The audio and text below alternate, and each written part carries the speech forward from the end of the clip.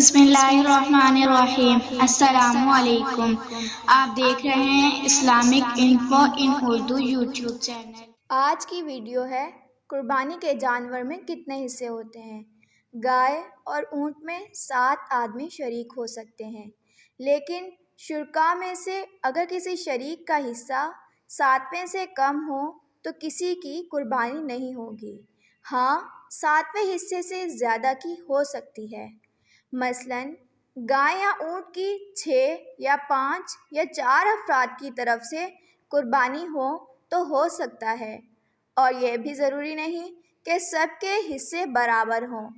ہاں، یہ ضروری ہے کہ کسی کا حصہ 7ویں سے کم نہ ہو۔ گائے یا اونٹ کے شرکاء میں سے کوئی ایک بھی کافر یا بے دین یا بد مذہب ہو، یا ان میں سے کسی کا مقصود قربانی نہیں بلکہ گوشت حاصل کرنا ہو تو کسی کی بھی قربانی نہیں۔ اگر آپ کو ویڈیو اچھی لگی ہو تو ویڈیو کو لائک اور اپنے دوستوں کے ساتھ شیئر کریں، اور اس طرح کی اسلامک ویڈیوز کے لیے ہمارا چینل سبسکرائب کریں۔ اب تک کے لیے اتنا ہی، ملتے ہیں اگلی ویڈیو میں۔ اللہ حافظ۔